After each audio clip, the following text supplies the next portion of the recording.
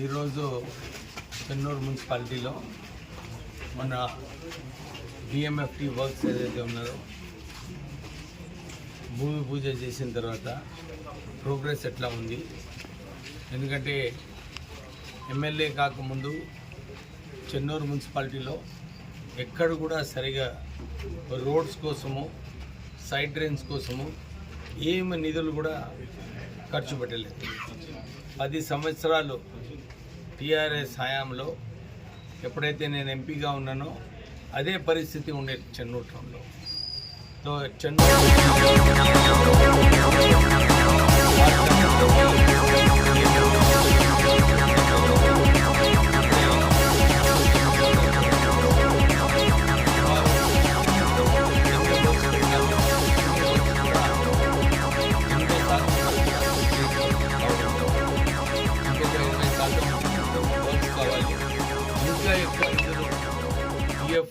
IDC ద్వారా చెన్నూరు టౌన్లో propose చేయడానికి సెక్రటరీ గారితో మాట్లాడడం జరిగింది.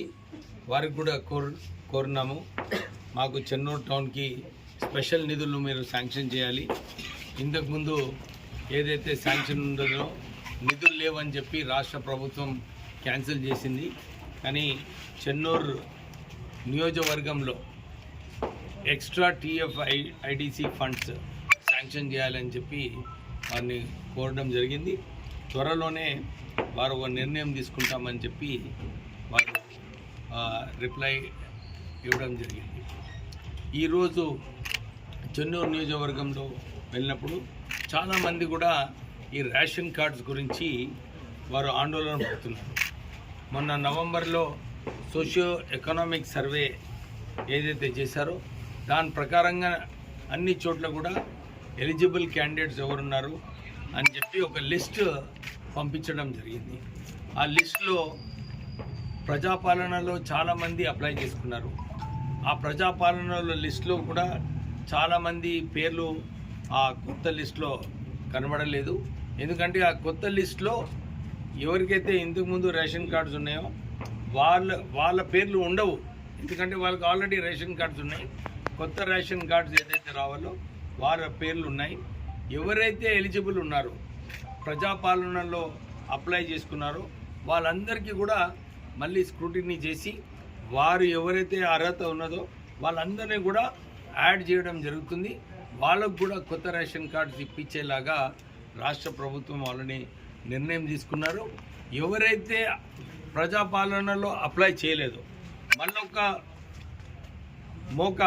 మళ్ళొకసారి ఇంకొక డేట్ రాష్ట్ర ప్రభుత్వం అనౌన్స్ చేస్తుంది. ఆ రోజు కూడా మళ్ళీ అప్లై చేసుకోవచ్చు.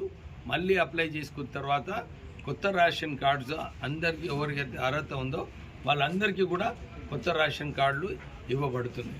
నేను అందరికీ ఇదే రిక్వెస్ట్ చేస్తున్నాను, ఎక్కడైతే అప్లై చేసుకోలేదో వీరందరూ కూడా మళ్ళీ మున్సిపల్ కమిషనర్స్ దగ్గర కూడా అప్లై చేసుకోవచ్చు. ఇప్పుడే అప్లై చేసుకొని పెట్టుకుంటే మేము ఒక లిస్ట్ ప్రిపేర్ చేసి మళ్ళీ ఇది కూడా కలెక్టర్ గారికి పంపించి వారి ద్వారా ప్రభుత్వానికి పర్మిషన్ తీసుకొని వీళ్ళందరికీ కూడా కొత్త రేషన్ కార్డ్స్ ఇప్పించేలాగా మేము చేస్తామని చెప్పి ప్రజలందరికీ కూడా భరోసా ఇప్పిస్తూ మీరందరూ కూడా ఆందోళన పడకండి.